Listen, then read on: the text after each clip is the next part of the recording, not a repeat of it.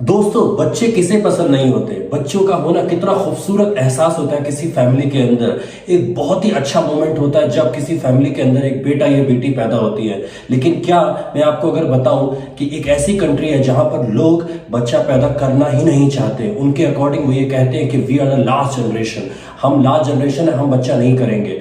आखिर इसी क्या वजह है कि वो बच्चा नहीं करेंगे। उनके अकॉर्डिंग वो ये कहते हैं कि अगर आप बच्चे से अपने प्यार करते हैं ना, तो अपने बच्चे को लाइफ में लेकर ही मत आइए। ऐसा क्या चल रहा है। मैं बात कर रहा हूं इस टाइम किस कंट्री की, मैं बात कर रहा हूं चाइना की। चाइना के अंदर लोग त्रस्त हो चुके हैं, बिल्कुल त्रस्त। वो बुरी तरह परेशान है और उनके अकॉर्डिंग उनका ये कहना है कि अब वो आगे अपनी जनरेशन को नहीं बढ़ाएंगे। तो चाइना में आखिर ऐसा क्या हो रहा है, इसको समझने के लिए हम 4 रीजंस को देखेंगे। सबसे पहला रीजन वहां का जब से कोविड आया है ना, कोविड आने के बाद से अभी तक ऑलमोस्ट जहां पर दुनिया खुल गई, जहां पर चीजें आगे बढ़ गई, चाइना में अभी तक जीरो कोविड पॉलिसी की वजह से चीजें लॉक करके रखी गई। इसकी वजह से इकोनॉमिकल इतने लॉसेस हुए ना, सारी की सारी कॉस्ट इतनी ज्यादा बढ़ गई है, लोगों की इनकम बंद हो चुकी है, तो उनका जो एजुकेशन है, हर चीज इतनी ज्यादा ऊपर हो चुकी है, बढ़ चुकी है कि लोगों ने ये मानना शुरू कर दिया कि हम बच्चा नहीं लाएंगे, कि हम उसे पाल ही नहीं सकते। दूसरी प्रॉब्लम हुकाऊ सिस्टम। चाइना के एक बड़ा इनफेमस सिस्टम है, 1950s में स्टार्ट हुआ था। ये क्या है सिस्टम, इसके बारे में जरा समझते हैं। तो इसके अकॉर्डिंग पूरी की पूरी पॉपुलेशन को 2 पार्ट में डिवाइड करा गया, अर्बन सिटी और रूरल सिटी। रूरल सिटी वालों की रेजिडेंशिप अलग होती है, अर्बन वालों की अलग होती है। इसका क्या मतलब है? इसका मतलब यह है कि एक इंसान अगर किसी वजह से अर्बन सिटी में जाता है, बड़ी सिटी में जाके जॉब करता है, वहां पर वो चला तो जाएगा, लेकिन वहां पर रहने पर उसको ना एक रेजिडेंशिप नहीं मिलेगी। ये कुछ ऐसा है जैसे किसी कंट्री की वीजा, लेकिन मैं चाइना के अंदर की ही बात कर रहा हूं। उसको रेजिडेंशिप नहीं मिलेगी, मतलब वो वहां पर जॉब कर लेगा, लेकिन अब वहां की जो मेडिकल फैसिलिटीज है उसको यूज नहीं कर पाएगा, पब्लिक मेडिकल फैसिलिटीज को। अगर उसके बच्चे हैं तो वहां के पब्लिक स्कूल्स में पढ़ नहीं सकते। तो इस बुरी कंडीशन में जहां पर की जॉब्स नहीं है, अगर लोग रूरल से अर्बन बड़े शहर में स्विच भी करते हैं, तो भी उनको ये प्रॉब्लम आ रही है कि उनके बच्चों को एजुकेशन नहीं मिल रही, उनको मेडिकल फैसिलिटीज नहीं मिल रही।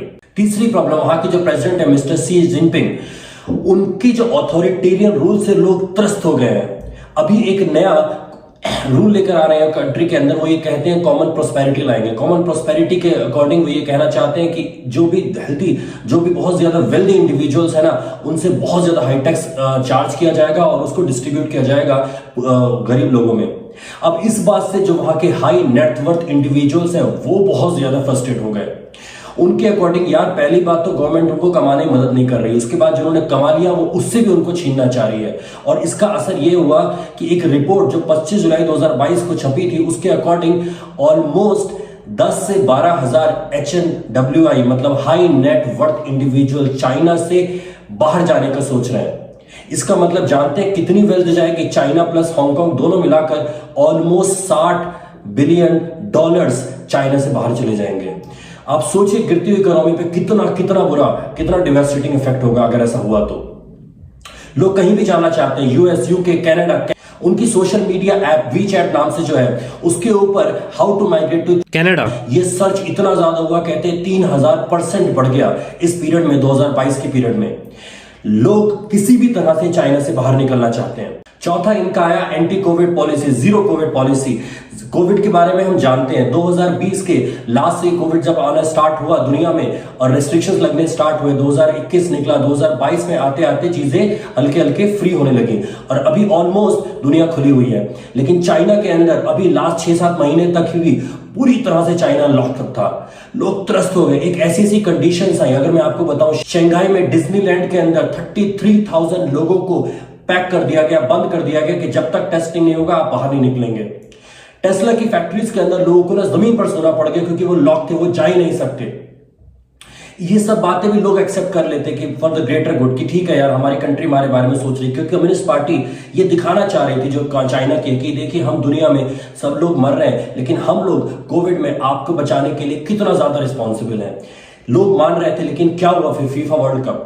जब फीफा वर्ल्ड कप लोगों ने सोशल मीडिया के थ्रू, इंटरनेट के थ्रू जब देखा, और वहां पर देखते हैं वो कतार के अंदर जहां पर वर्ल्ड कप हो रहा था, बिना मास्क के लोग बैठे हैं और एंजॉय कर रहे हैं। वो कहते हैं यार कि क्या हमारा चाइना और वो जो कतार है, क्या वो अलग अलग प्लैनेट्स पर है? उनको आप लगने लगा है कि दुनिया आगे बढ़ चुकी, लेकिन वो वहीं के वहीं रुके हुए हैं। इन सारी बातों की वजह से अब लोग इतने ज्यादा फ्रस्ट्रेट हो चुके हैं कि वो ये कह रहे हैं कि हम कहीं भी जाएंगे लेकिन चाइना में नहीं रहेंगे। जो बाहर से आ गए थे लोग वो वापस जाना चाहते हैं, जो चाइना के लोग हैं वो किसी भी तरह से निकलकर किसी और कंट्री में जाकर रचना बसना चाहते हैं। इसके पहले इस तरह की चीजें, इतना ज्यादा negative population growth, great famine जिसको कहते हैं, जो एक बहुत बुरा हादसा हुआ था 2-3 सालों तक चाइना में चला था, जहां कई लोगों की जान गई थी क्योंकि गवर्नमेंट की जो मिसमैनेजमेंट पॉलिसीज थी उनकी वजह से 1958 से लेकर 1961 तक वो चला था। उस टाइम पर ऐसा कुछ हुआ था और एक्सपर्ट्स का ये मानना है कि यार वो तो एक ना दौर था, आके निकल गया, लेकिन ये जो प्रॉब्लम है ना ये तो परमानेंट है। लोग रहना नहीं चाह रहे, पॉपुलेशन आपकी नेगेटिव हो रही है, ये चल क्या रहा है? तो पहले इसके बारे में बात करते हैं कि आखिर नेगेटिव पॉपुलेशन ऐसी हुई क्यों। तो इसके लिए फिर से पीछे जाना पड़ेगा। 1950 से चाइना के अंदर, चाइना की जो गवर्नमेंट थी उसने लोगों को ना बहुत ज्यादा एजुकेट करने की कोशिश करी कि हम पॉपुलेशन कंट्रोल करते हैं, हम लोग फैमिली प्लानिंग करते हैं। करते करते चीजों को कंट्रोल करते करते पहले वॉलंटरी था, लोगों को समझाया, और उसके बाद 1976 में चाइना एक वन चाइल्ड पॉलिसी लेकर आई।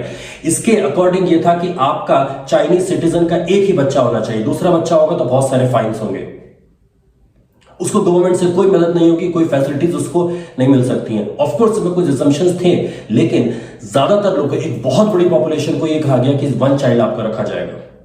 इसका असर क्या हुआ कि 1990s के आते आते जो फर्टिलिटी रेट है वो 2.1 ऑलमोस्ट हो गया। 2.1 का मतलब क्या है कि अगर 2 लोग इस दुनिया से जाते हैं तो 2 लोग पैदा होते हैं।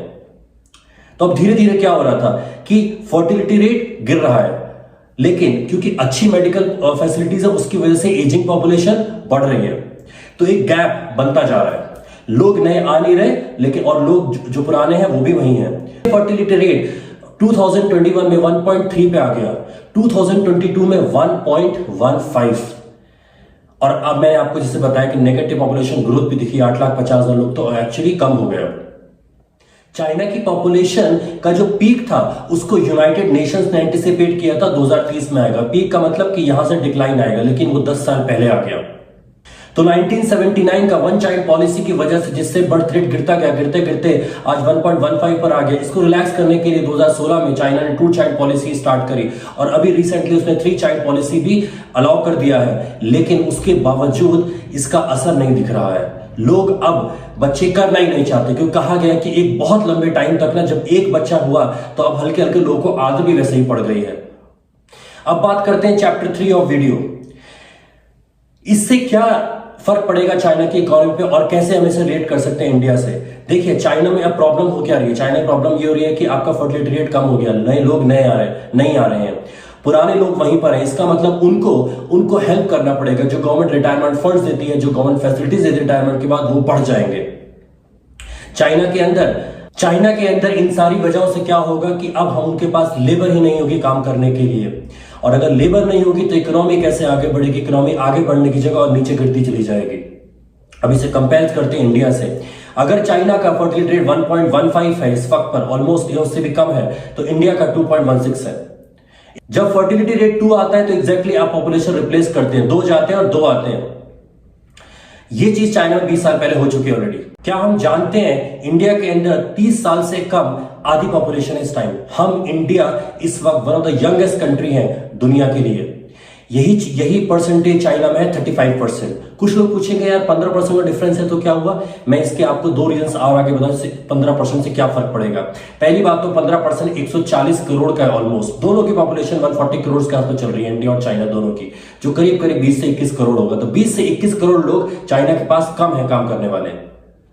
एक और प्रॉब्लम ये है कि जो एजिंग पॉपुलेशन 60 ईयर्स से ऊपर पॉपुलेशन जो है इंडिया में वो 1/10 है। एक एजेड पर्सन 10 लोगों में, तो चाइना में वो 1/6 में से है। तो ऑलमोस्ट चाइना में 6 डबल के आसपास चल रहा है एजिंग पॉपुलेशन का। और ये ग्राफ सिर्फ बढ़ रहा है, कम नहीं हो रहा। कमाने वाले लोग नहीं है, सिर्फ और सिर्फ सपोर्ट जिनको करना है वो लोग हैं, जो कमा रहे हैं वो नहीं। मिस्टर संजय मोहंती मुंबई में एक प्रोफेसर है Indian institute of population sciences. उनका ये कहना है कि इंडिया इस टाइम बहुत अच्छे स्पॉट में है। जो चाइना के साथ हो रहा है ना, वो इंडिया के साथ कम से कम 20 सालों तक तो नहीं होने जा रहा है। इंडिया के पास एक बहुत यंग पॉपुलेशन है जो बढ़िया काम कर सकती है, इंडिया की प्रोडक्टिविटी बहुत आगे जा सकती है। और आगे चलें 2030 तक 25% ऑफ चाइनीज पॉपुलेशन ना 60 क्रॉस कर जाएगी, जबकि इंडिया में वो आंकड़ा 12% होगा। तो हर तरह से हम ये देख रहे हैं कि चाइना के अंदर पॉपुलेशन ग्रोथ नेगेटिव जा रही है। जो लोग रह रहे हैं वो रहना नहीं चाहते, जो काम कर रहे हैं वो इतने त्रस्त है, उनकी प्रोडक्टिविटी खत्म हो चुकी है। ये सारी चीजें बताती हैं कि कहीं ना कहीं चाइना में अगर प्रॉब्लम आई तो दूसरी एशियन कंट्रीज ऑफ कोर्स जिसका सबसे ज्यादा बड़ा कंटेंडर इंडिया है उसको फायदा कितना मिलने वाला है। आप लोगों को क्या लगता है, आपकी क्या राय है इस बारे में? कमेंट बॉक्स में प्लीज मुझे जरूर लिखकर बताइए कि इंडिया की क्या कंडीशन है और इंडिया को किस तरह से एडवांटेज या डिसएडवांटेज है इस चीजों से। Thank you so much.